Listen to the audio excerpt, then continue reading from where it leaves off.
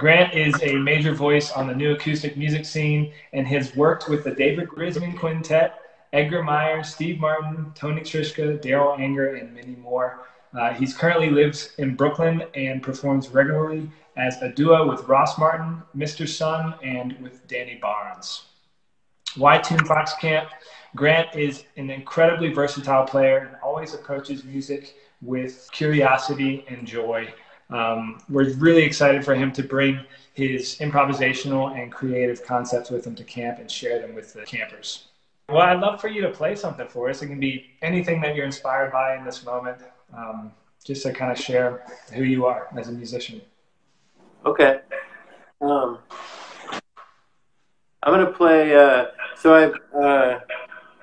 the wonderful guys over at the Fretboard Journal magazine, they did this little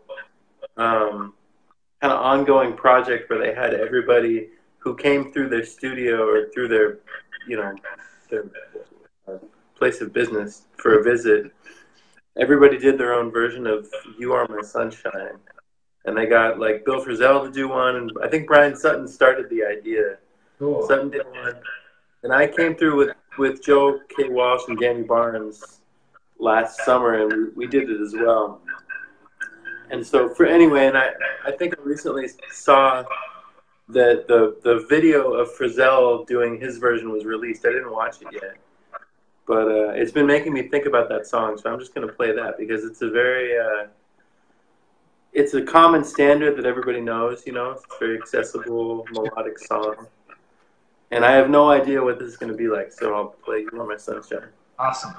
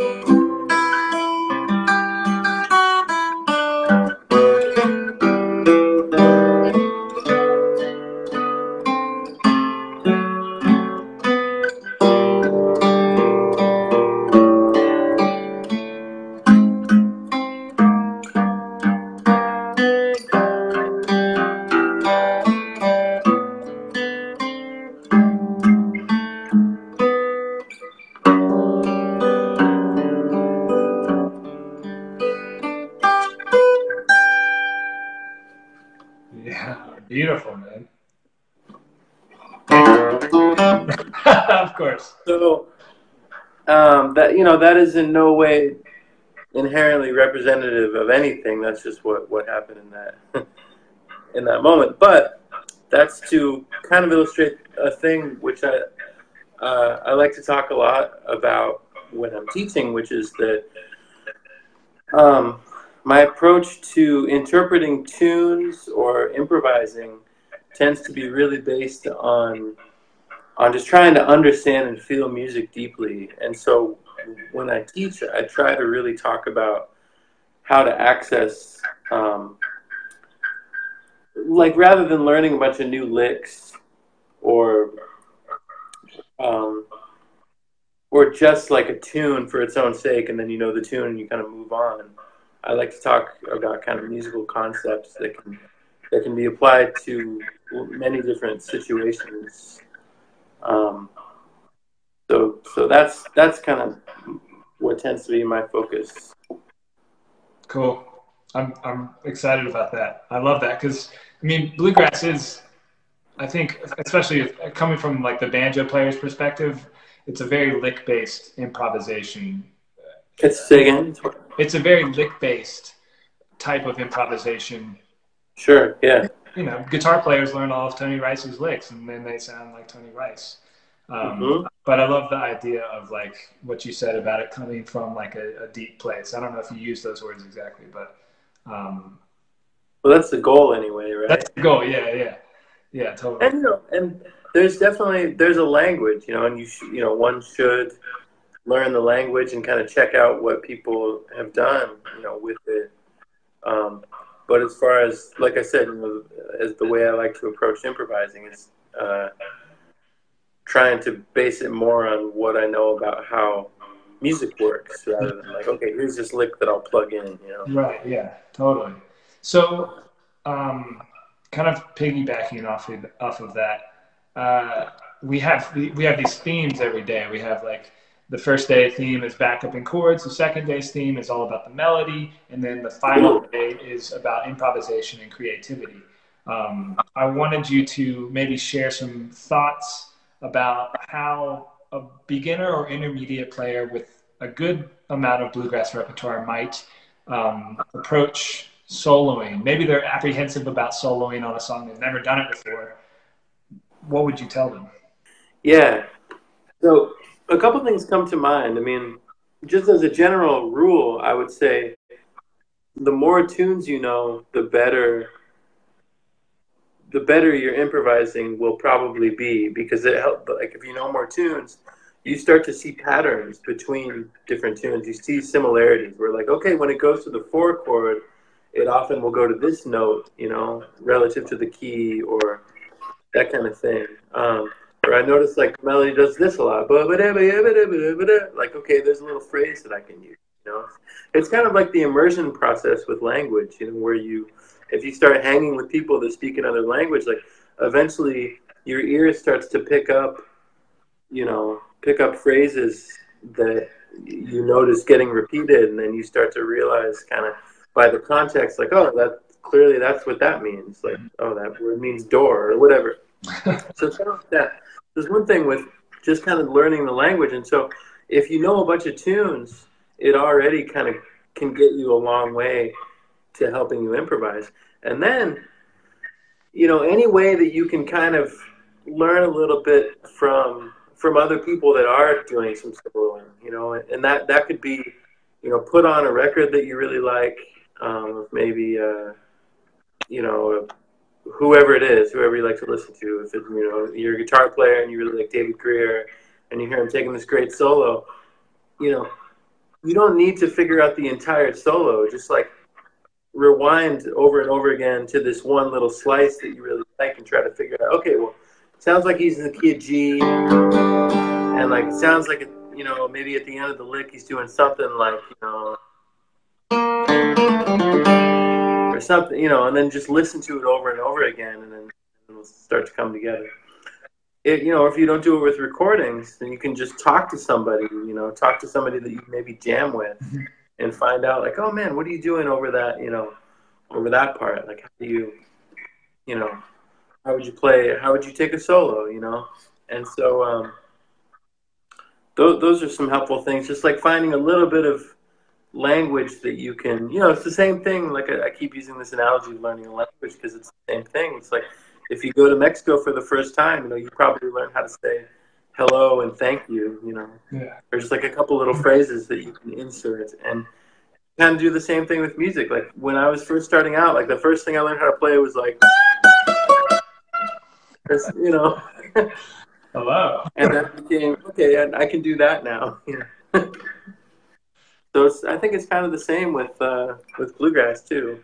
Yeah, and to me, when you're talking about this, it's kind of like reminding me of kind of like just active listening. So when you're listening to a bluegrass record, and not just like kind of, I mean, and I'm coming from a banjo player's perspective, there's a lot of stuff going on behind the vocalist when you're a banjo player.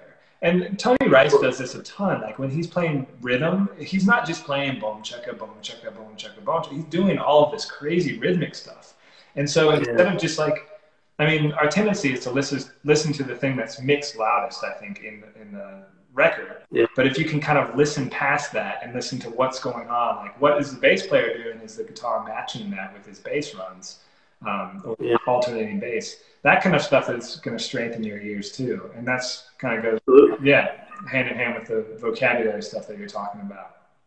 That's and then the deep listening thing. I mean, that happens on all levels, at all points, I think, in one's musical life. And so that's never ending. But as far, and it can be helpful to find just like a little phrase, just as far as like a really nuts and bolts, like practical thing you can do. Like, okay, I've never soloed. Like, just find a little phrase that sounds good.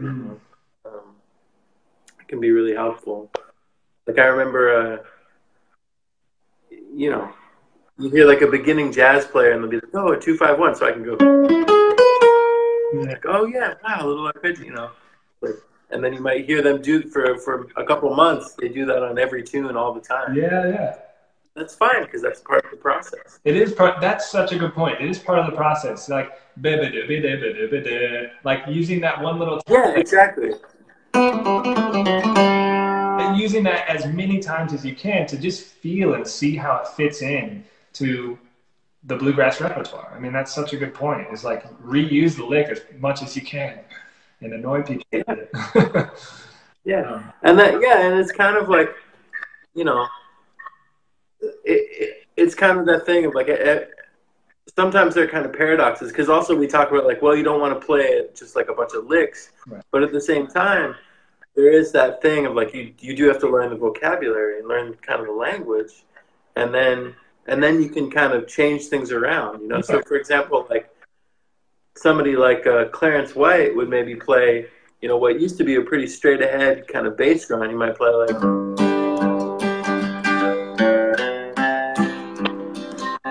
right, pretty simple, but he would do his own little twist on it. So he might play something like.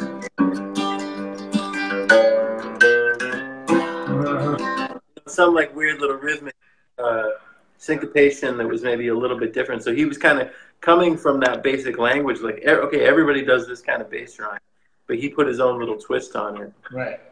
And there's countless versions of that, and people, interpreting the language and finding their own way to use it. Mm-hmm. Cool, man. Cool. Well, thanks, Grant, for joining me on this call. And my pleasure. Just for everybody who's watching, Camp Tunefox is happening May 15th through 19th in Montreat, North Carolina, which is just outside of Asheville. The class sizes are going to be really small. They're going to be 10 students max per teacher. And the details for the camp will be at tunefox.com/camp. So you can go there and sign up, reserve your spot early because they're going to sell out fast. And we got Grant teaching guitar, Clay Hess teaching guitar, Joe Walsh and Mike Compton teaching mandolin, and Danny Barnes and Wes Corpet teaching banjo. So it's going to be a really fun lineup of people. It's going to be a great weekend or week or whatever period of time. It's Wednesday to Sunday are the main days that will be. Oh man, yeah, this is going to be a total blast. This is going to be might be my favorite camp of the year. Hey, all right. I like to hear that. Cool. Well, yeah, everybody go to tunefox.com/camp and check out the details. And thanks again, Grant. This was awesome.